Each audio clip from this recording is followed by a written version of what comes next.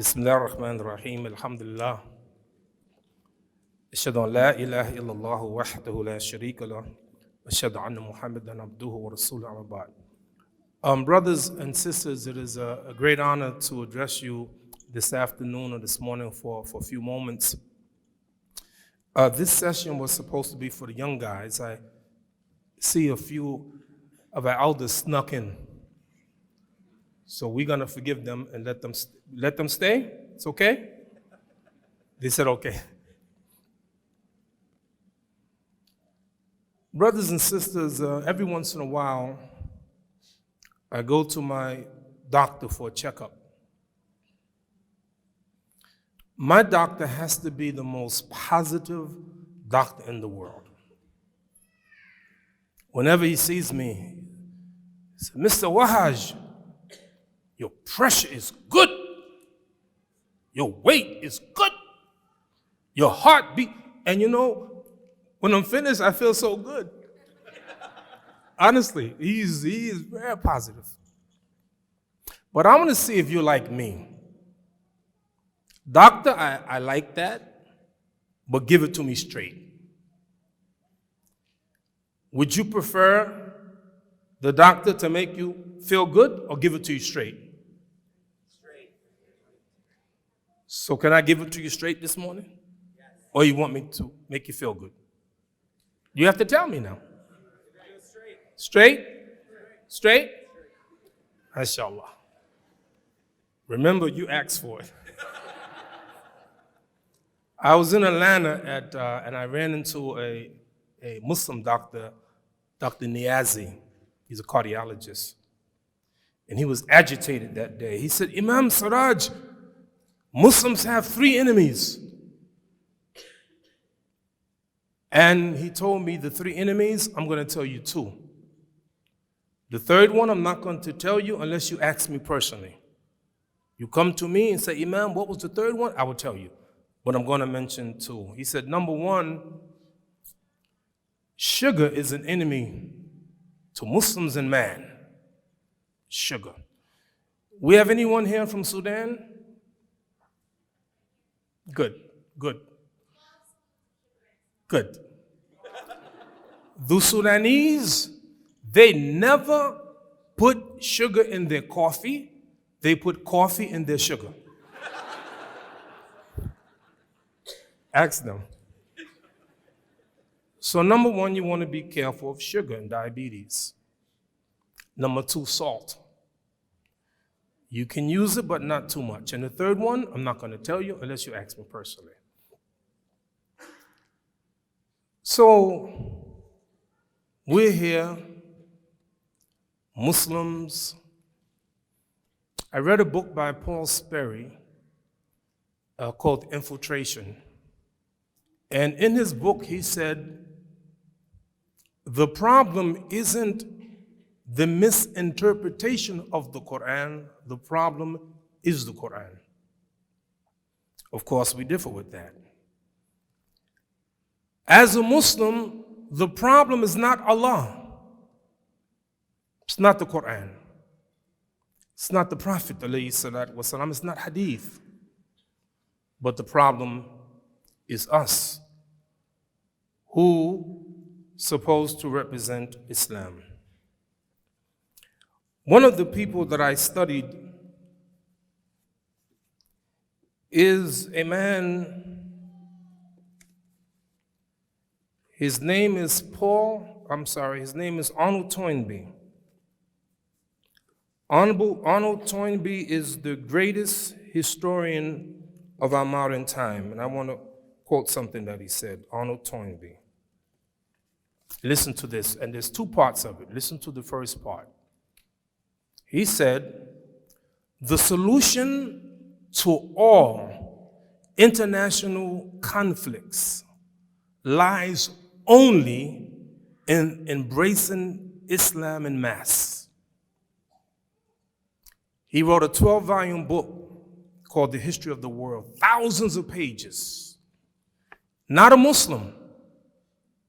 And yet he say, I'm going to say it again, the solution to some of the problems, most of them, the majority of them, no. The solution to all international conflicts lies only in embracing Islam en masse. But listen to the second part. Because Islam is the only religion that can transcend nationalism. Islam, the only religion that can transcend nationalism. We call it asabiyya. It ain't about my country, my race, my color, my ethnicity, my nationality. No. It's about Allah and His Messenger. It's about the truth. He said Islam is the only religion that can transcend nationalism. Now listen to this part. This is what we're going to talk about. I see with great dismay that nationalism is gaining grounds even among the bearers of the Quran. Problem ain't the Quran, it's not the problem, it's not the Quran, it's not Allah, it's not the Messenger, it's not Sunnah, it's not Hadith. The bearers of Quran, that's you and I will hope for the day when all humanity will break this idol and unite as the children of God. The book is easy. Someone came to the Prophet ﷺ and said, Men akramun nas, who is the most honorable of man? This is people, that's the nature of people. They want to know honor, they want to izzah, they want to know who's the most honorable. And the Prophet ﷺ said, Atqahum lillah, atqahum lillah. Those who fear Allah the most righteous, those are the most honorable. And you know the Prophet, peace and blessing be upon him, when he speaks, he doesn't speak at his own desire. He speaks from Quran, revelation. إِنَّا خَلَقَنَاكُم مِّن ذَكَرٍ وَأُنثَىٰ وَجَعَلْنَاكُمْ شُعُوبًا وَقَبَائِلَ لِتَعَارَفُوا إِنَّ أَكْرَمَكُمْ عِندَ اللَّهِ أَتْقَاكُمْ. Nations and tribes all over, different ethnicities, different colors, all of this. And verily, the most honorable of you are those who fear Allah the most, not your skin color, not your language. How many of you, your natural language or your home language, your mother language is Arabic? Raise your hand. Look around. Good. How many, your mother tongue is not Arabic? Raise your hand. 7,000 languages around the world. 7,000. 7,000 languages. People, different colors and ethnicities, nationalities, born in different countries. But for us as a Muslim, it don't make a difference. I don't care what country you're from. You're a Muslim? Because the Prophet ﷺ said, لَا تَدْخُلُوا الْجَنَّةَ حَتَّى تُؤْمِنُوا. You will not go to Jannah until you believe. وَلَا تُؤْمِنُوا حَتَّى تَحَبُّوا. Thank you, Sheikh. And you will not believe until you love one another. My question this morning is, do you love one another? You're not talking to me no more? You love one another? You sure? Excuse me, brother. Do you know him? You know him. Do you know him? Huh? Do you know him? No, good. Do you love him? Why? You don't know him. Why you love him? Oh, for the sake of Allah. That's exactly correct. Aina mutahabbuna bi jalali. Allah asks the question, where are those who love for my glory? This day, Yawm al-Qiyamah, I shall shade him with a shade, him or her. I will shade them in my shade in a day when there's no shade except my shade. Why? They love each other just for me. So even though that person you see there, I don't like the way they look.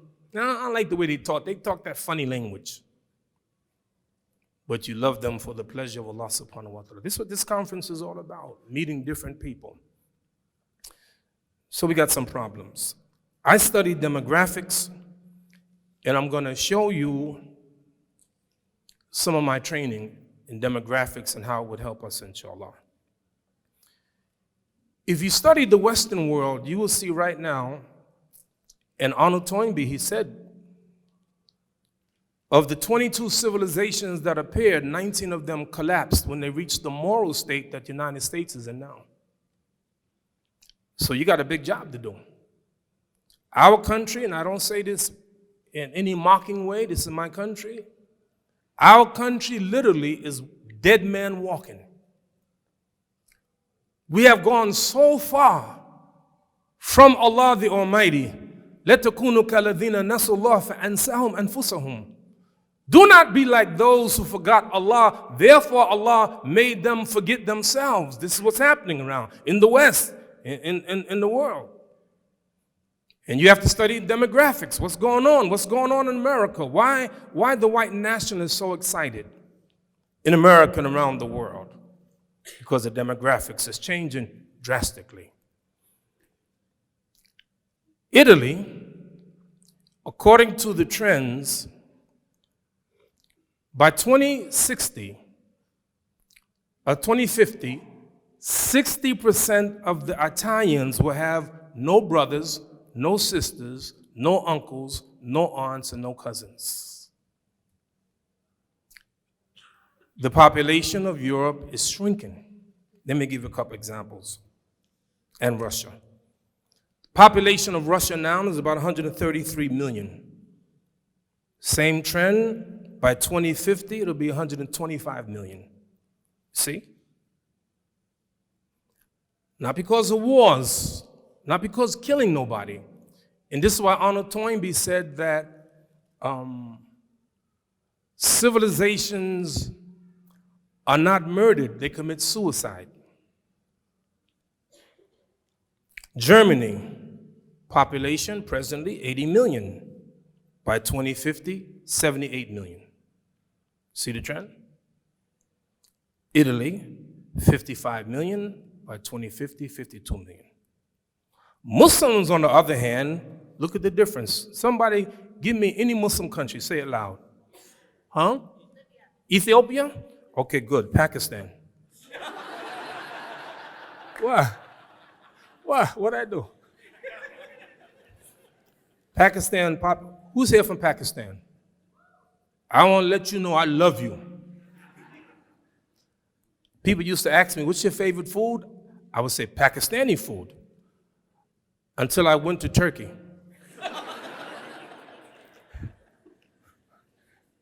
You know, a Pakistani family invited me for dinner, and I was really excited, man, give me some good Pakistani food.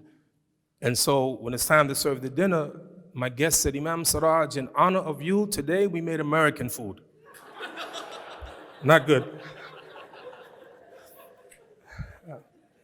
Pakistan, population 204 million. By 2050, 344 million.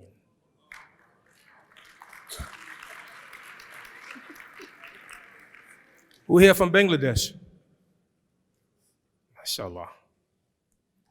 Population of Bangladesh, 183 million. By 2050, it will be 265 million. How many here from Turkey?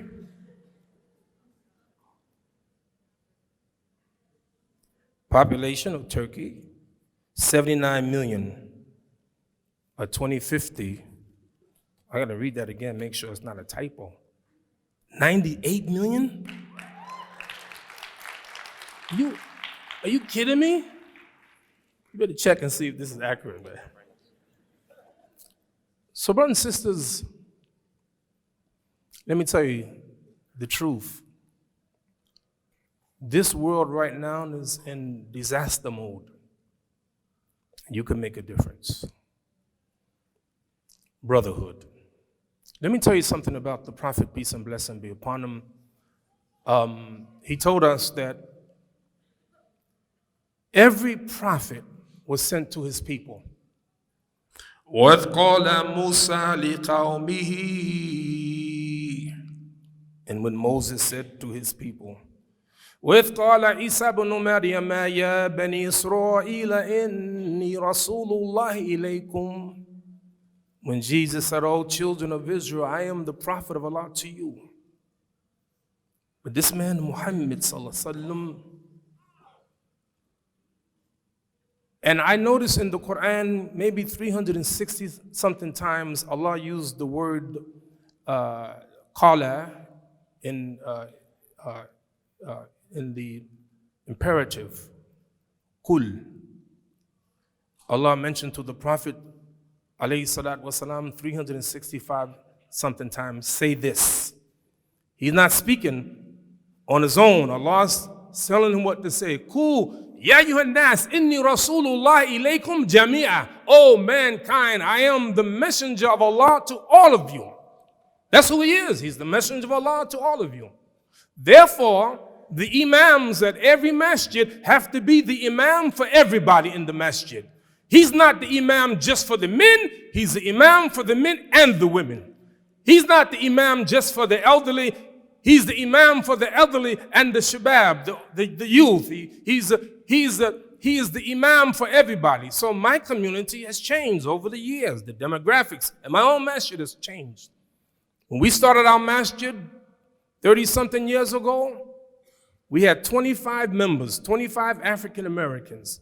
African Americans in my masjid was 100% of the total population. Over the years, it's changed. Average Juma in my masjid, 1,300 people. And the African Americans, maybe 20%, 25% of the community. So I am the imam for all of them. And so as different ethnicities came, different nationalities came, I reflected in the board. So I have, on the board, first of all, I'm going to let you know that our masjid is woman-friendly, sister-friendly. You told those masjids, you better respect us. Sisters say, Imam Siraj is with us. So on my board, my wife is on the board, and she's smart. And you tell her I said that. My wife is smart. No, really, seriously. So we have sisters on the board.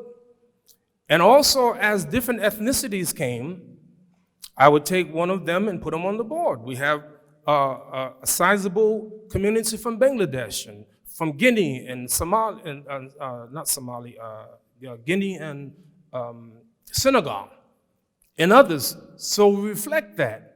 So when we started having a number of brothers and sisters from Bangladesh, I went to them and said, I want to have a dinner for them. I had a dinner just for them. Find out what is it that you need. What are some of your concerns? So I go to the different people in our masjid, different ethnicities, to find out what are their concerns, because I'm not the imam just for the African Americans. I'm the imam for the entire community. The Prophet was like that, sallallahu alaihi wasallam. Abu Hurairah radiallahu anh, and brothers and sisters, let me tell you something. I got to talk to you today. I ain't in a hurry. So you keep your eye on him. When you see him give me a note, you go like this. No. You okay? You watch him. Keep your eye on him.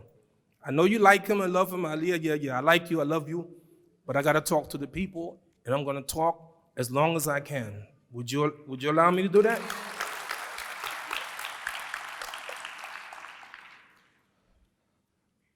Abu Hurairah radiallahu anhu said,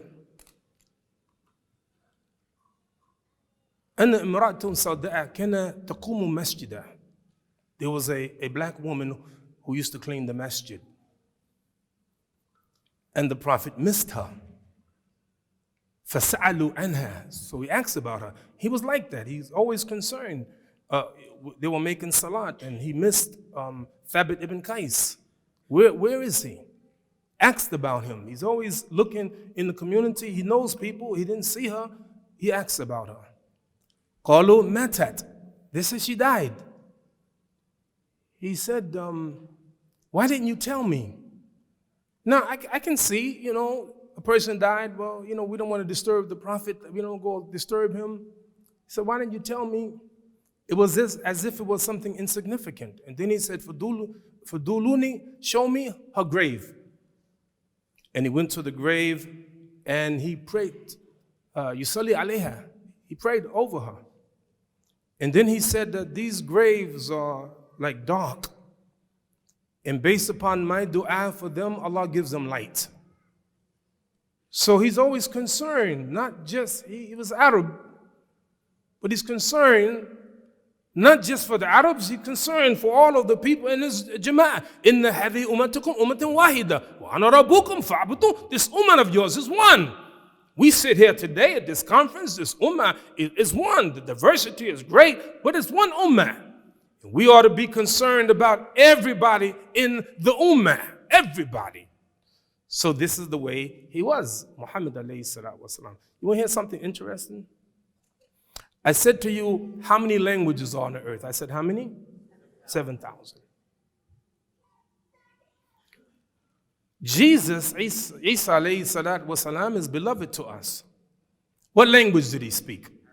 Aramaic. You say Aramaic. How many people speak Aramaic today? A couple 100,000 maybe? What language did Musa speak? Hebrew. How many people in the world speak Hebrew? A couple million, a few million. But Arabic. And interesting, I was in South Africa, attended a conference, and it was time for Maghrib. So we broke for Maghrib.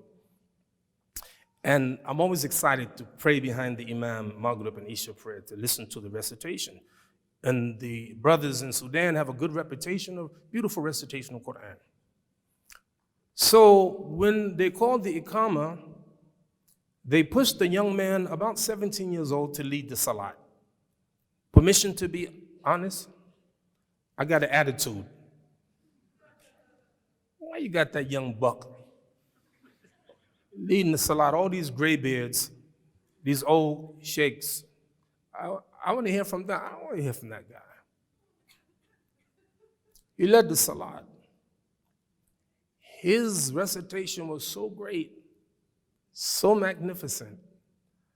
I was so pleased. I said, I'm going to wait for Isha just to pray behind him again. Isha came and they didn't let him lead the Salat. They let a 15-year-old lead the Salat. So I got an attitude again. I'm from Brooklyn, right? I had attitude, man. What are you doing? This guy was so good. Right? This young man was better than the other one. And when the prayer was over, I got them together and I was talking to them. I asked them, were they Hafiz of Quran? They said, yes, they had memorized the Quran. I said, how many years did it take you? One said 3 or 4. The other one said something like 5 years. Then I asked them this question. When you're reciting the Quran, do you know what you're saying? They said no. These two men, Hafiz of Quran, memorize the entire Quran, but don't even know what they're saying. All over the world, millions of people learn the Quran and many, many more parts of the Quran. And a miracle of the Quran is that people memorize it and don't even realize what they're saying, Arabic language. So, brother and sister, let me get to my main point. Sometimes we can misunderstand when we see an ethnic masjid or masjid, but only one kind of people go from a certain country. That's not necessarily a bad thing. Sometimes it happens to be in a neighborhood and people, they speak the same language. And I've been to masjids like that. Every once in a while, I'll leave my own masjid and just go to another masjid, just pop up. And there's a masjid in Brooklyn. I would go there sometimes, brothers and sisters from Bangladesh, and I would go there not announcing who I am. And then one of them will see me and say, Imam Siraj is here. Imam, could you give us a talk? So I go all over, and I like to go to different masjids, and we should do that every once in a while. We should go visit other masjids.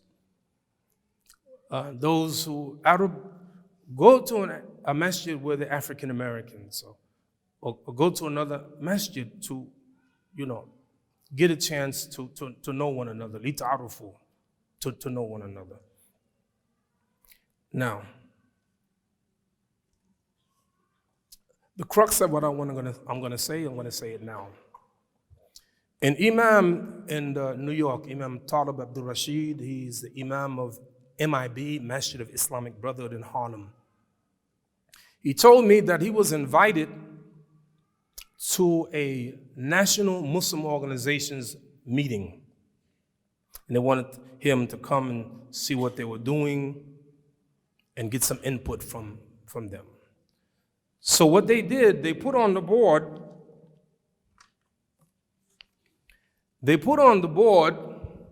priorities for this national Muslim organization. If you're an organization, you got to put priorities. What are our priorities? And they put 1 to 10. Most important priority, number 1. Then number 2. Then number 3, all the way down to number 10. Which is the least priority? 10. He said, Imam, what do you think about that? Imam Talib said, that's really interesting. He said, what you have as priority number 1 in your community is priority number 10 in my community.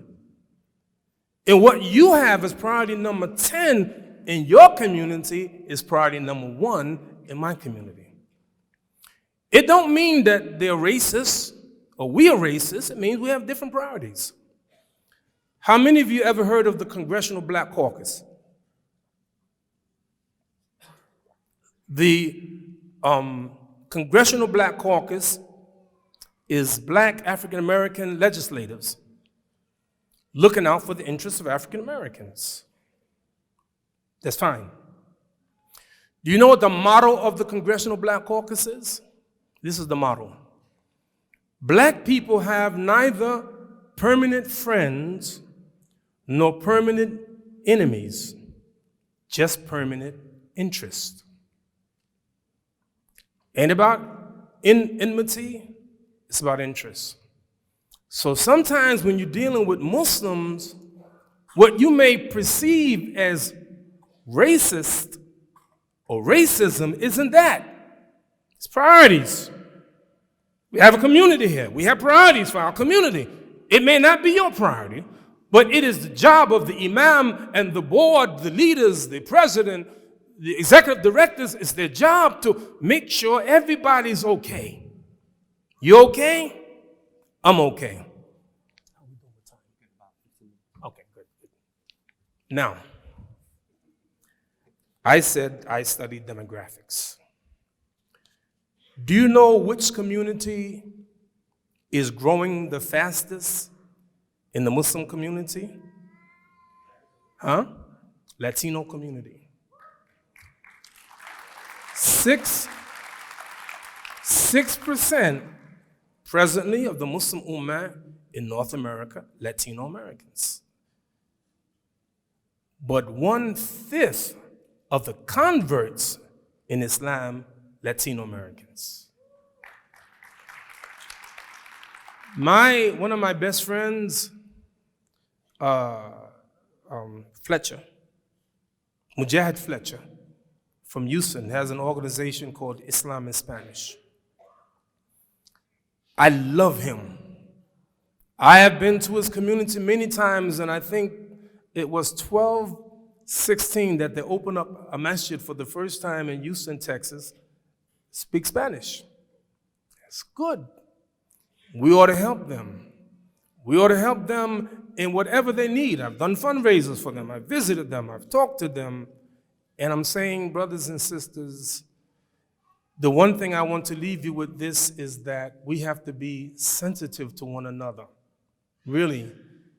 In fact, I have to admit that the conferences now are better than they used to be in terms of diversity. There was a time, a MAS conference or ICNA conference or an ISNA conference, hardly you see any black faces. Now you see them. Look around. Well, not a whole lot, but it's more. We're doing better, right? We're not doing better. You want us to do better? We good? So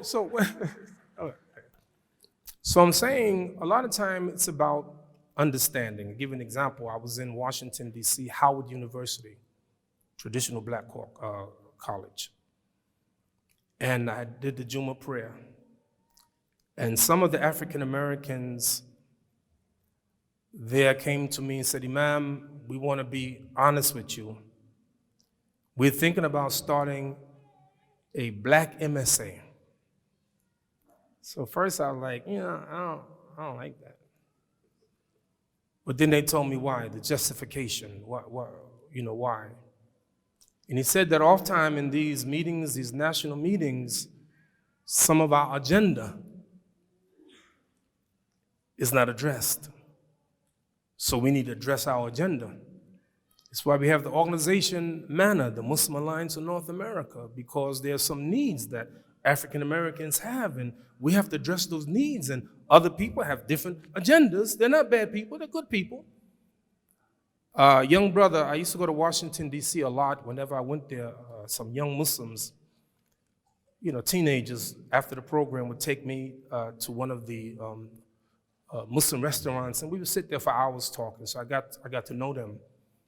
One of those brothers named Ali, he had moved to California, and recently he came to visit me.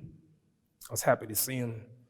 He said, Imam Siraj, I want to let you know that I hate going to Jumu'ah prayer.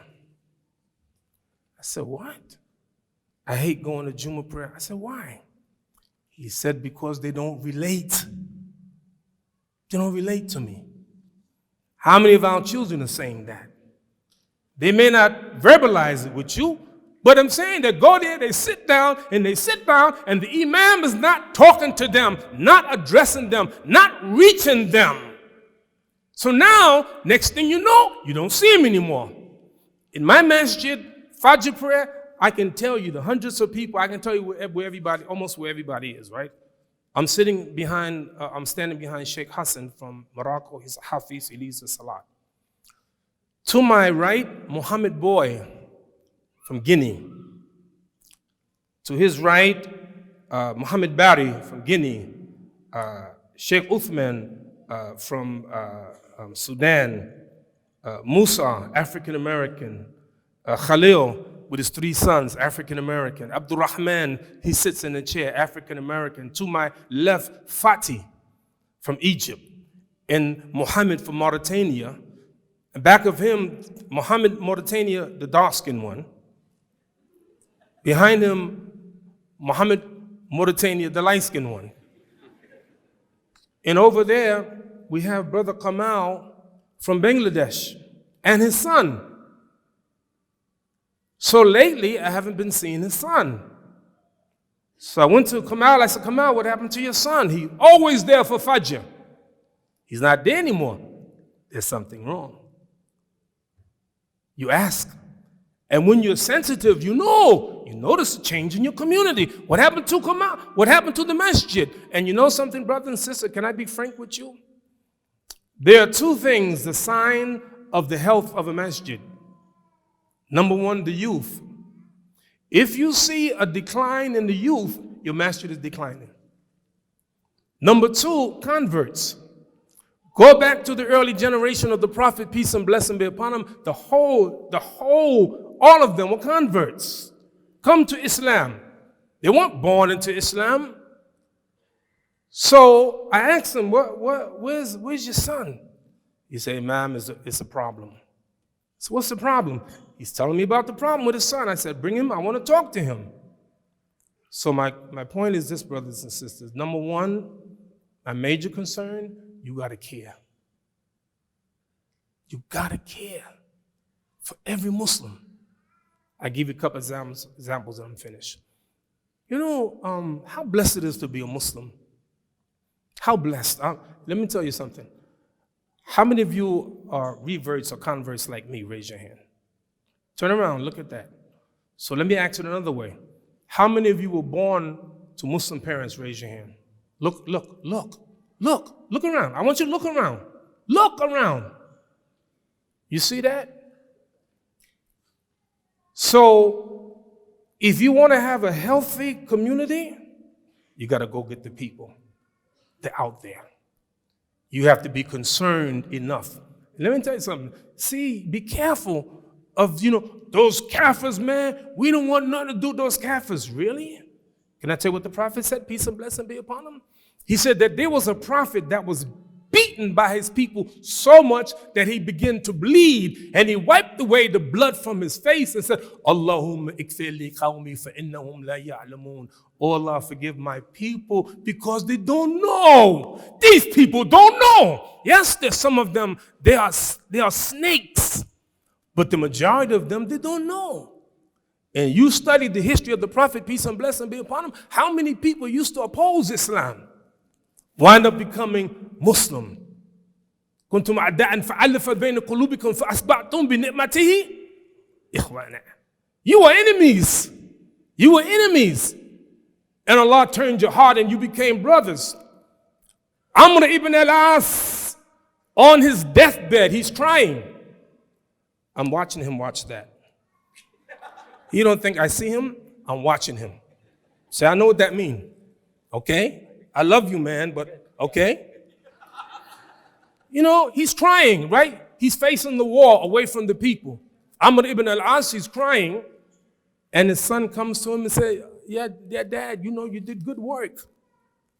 And then he turned around to the people and said, I've gone through 3 stages in my life. Stage number 1, I hated the Prophet Muhammad, peace and blessing be upon him. If I could, I would have killed him. Had I died in that stage, I would have gone to hell for sure. And then I went to the Prophet, peace and blessing be upon him, and said, stretch out your hand. And I withdrew. And the Prophet said, why you withdrew? He said, I will become Muslim under a condition. He said, what condition? That my previous sins be forgiven. He said, don't you know that when you become a Muslim, your previous sins are forgiven? When you make hijrah, your previous sins are forgiven. When you make hajj, your previous sins are forgiven. So I took shahada, and he said that I love the Prophet, no one that I love more than him. And had I died in that stage, I feel reasonably sure Allah would give me Jannah. Then he said the 3rd stage, he said, I did things, and I understand what he meant, meaning that we're not sure after we become Muslim, we're not sure, we do some things, we think we pray Allah forgive us. And this is the point I'm going to make.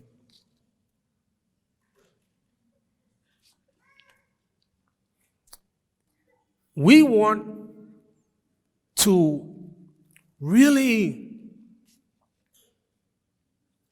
get hold of this unity, this elusive unity, right? It's like, how do we get it? And this is what I want you to do. I want you to make an effort to reach out to other Muslims. Go visit them in their masjids. Just a salat here and there. Our brotherhood as Muslims is so great that it's even beyond the grave. And let me give you an example and then I close out.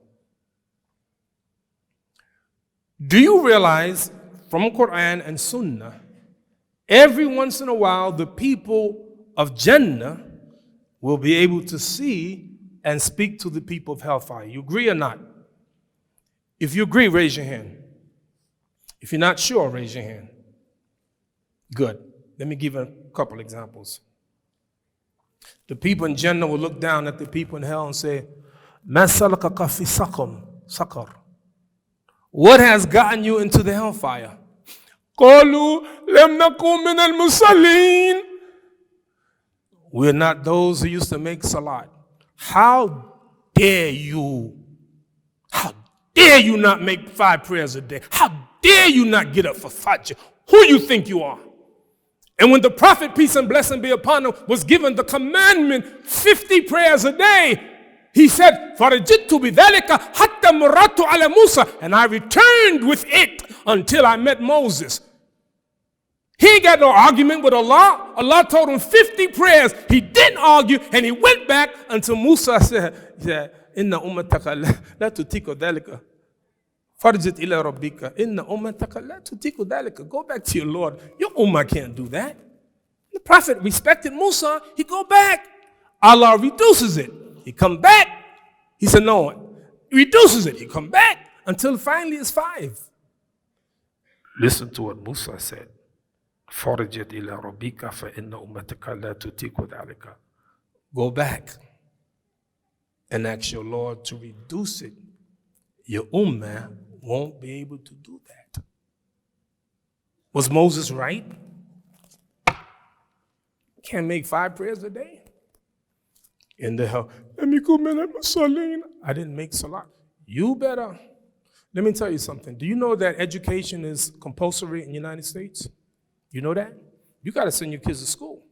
It could be a public school. 87% of the population go to public school. It could be private school. 10% of the population go to private school. It could be homeschooling. 3% of the population homeschooling. If you don't send your children to school, you can go to jail. It's compulsory. This is my problem. This is my problem. Every morning, that mother tells that kid, get up. You got to go to school. Get up. Get dressed. You got to go to school. But they don't do the same thing with salat.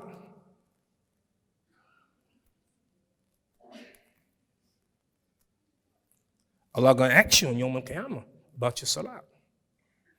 وَلَمْ نَكُوا نُطْعِمُ مِسْكِينًا. And we didn't feed the poor. It's an obligation. You have to do it. There are poor people, not even around the world. There are poor people right in our neighborhoods. We don't feed them. All right.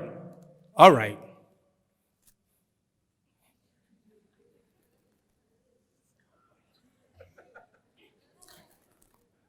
You let them do that to me? You let them do it to the sheikh? All right, listen. Okay, listen. I'm finished. I am finished. But don't clap. Don't clap. Because I'm almost finished. No. Listen, really, I got to say this last thing. To me, this is the most important thing. I want to show you the extent of our love for each other. I want you to picture yourself in Jannah. Because I told you every once in a while, you see something the people in Jannah can communicate with the people in hellfire.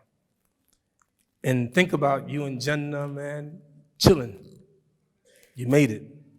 All the suffering you did in the dunya, you made it. And listen to this. Muslim Hadith, volume number 1, Kitabul Iman. So the people in Jannah are looking down at the people in hellfire. And listen to what they say. ربنا إخواننا كانوا يصلون معنا وتحجون معنا وتصومون معنا. Oh Allah, our brothers, they used to pray with us, meaning they prayed in Jama'ah. Not at home, they prayed in Jama'ah. They used to pray with us. They used to make Hajj with us. They used to fast with us. Anybody know that hadith? So the person and people in Jannah will see the people in hellfire. If that person is in hellfire, who put him there? Who put him there? Who's the only one who can assign someone to hell? Allah. So I'm saying, Allah's going to say, I put them there. You don't know what they used to do after the salat, after the hajj. You don't know what they do. Man, they're muflis. They kill people. They did that. I'm thinking Allah's going to say that. So they said they're begging for their brothers, our brothers. You know what Allah will say? Akhriju minha min araftum. Take out of the hellfire those whom you recognize. Allah is great and merciful. Let us be merciful to one another. Assalamu alaikum. The first question we'll get started is, How do we convince some of our community leaders to be more inclusive and open to new people of different demographics coming to the masjid and seeking leadership? Brothers and sisters, really, communication is the key. Let me tell you something that I learned from the Quran. Sometimes it's not what you say, it's how you say it. You're speaking to the elders, you have to do it with respect. And Allah says that He put it this way in Quran, اذهب إلى فرعون إنه طغى وقل له قولا لينا لعله يتذكر ويخشى. You two, Moses and Aaron, go to Fir'aun and say to him gentle words. Perhaps he would receive admonition for Allah. So your job is to give the message. You know, you go to the leaders of the masjid, you talk to them, try to reason with them. And so we can do, brothers and sisters. You can't make them, but just try to reason with them. Okay, the next question, how can we help our community be more accepting of interracial marriages?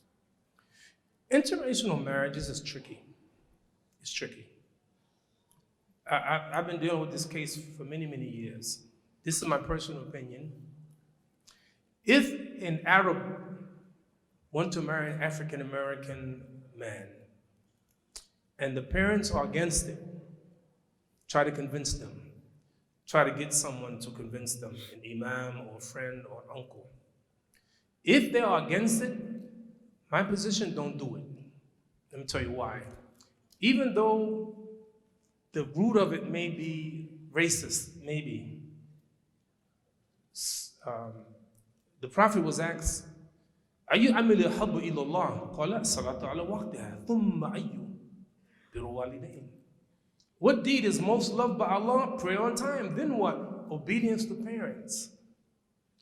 Sometimes your parent may be looking out what they believe is your best interest. Not that the black man or the young man is bad or anything like that, but maybe you have too many problems if you do. Sure, you say, if you trust Allah subhanahu wa ta'ala, you can say that. My recommendation, if your parents are against it, I know parents who said, if you marry him, we're going to disassociate ourselves with you. Don't do that. Because marriage is what? Sunnati, my sunnah. To obey parents is fardh. Try to convince them, but if you can't, don't break up the family. That's my recommendation. Because you don't have to marry that person, you can marry another person. So again, people have different opinions and I respect that, but that's my opinion. How can we encourage... I know a case in England. I met a young man and woman who got married. I think the sister from Pakistan and the African Caribbean brother. And the parents disowned her. And they had a baby. And the parents, they never saw the baby, their own grandchild. Just a lot of trials come with it that I don't think we should do personally. Would you like for me to say more? Or we good? You got time. The next question is, how can we encourage our masjid boards to be more open to inviting and empowering youth to play a role in the masjid leadership? Yeah, this is boy, it's a tough one. I did a program for the oldest masjid in Detroit. The oldest masjid has two meanings.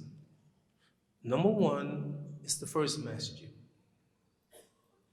And this masjid in Detroit was the first masjid. The second meaning is literally, this masjid is called the Geriatric Masjid. The average age, I kid you not, the average age in that masjid, the average age for a worshiper, 80 years old. 80 years old. I don't think it would be hard to convince that board, we need to get young people here. You think? Brother and sister, everything is communication. Don't argue with the people of the book in some ways that are better. Respond in a better way. It's trying to be consistent.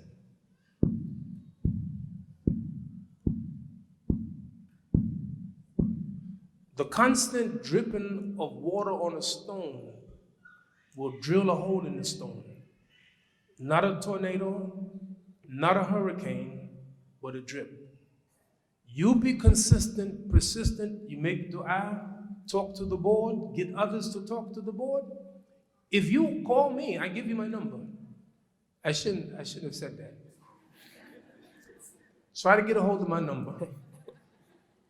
And I will help you to talk to, sometimes they need a senior to talk to them, and you're the shabab, what you got to say. Sometimes we have that, but if you ask people like myself, Imam Zaid Shakir, Hamza Yusuf, and Sahib Webb, and others, we will help you to work on that particular masjid. Okay? I promise you. Inshallah. Jazakallah khair. One more question. Coming from the perspective of someone who has had a negative experience at the masjid and they've been discouraged from attending again due to their race or their spiritual status, etc., how do they find it in themselves to give it a second chance? Yeah. You see, if you can't make it in that masjid, come to New York City. You know how many Muslims in New York City? About 1,300,000. Over 400 masjids, 35 full-time Muslim schools. So I'm saying to you, one of the solutions, come to New York, we'll take care of you. The other one is not to give up. If you can't go to that masjid and make it too difficult for you, then go. You have the right to go to any masjid. So go to a masjid that's more friendly for you, more suitable for you, more to your likings, and that's fine. And brothers and sisters, I say I make dua for every one of you. I love you for the sake of Allah. Please continue to grow in Islam, study, read, learn, visit masjids, and may Allah bless you with your struggles in your cities. Assalamu alaikum. Jazakallah khair.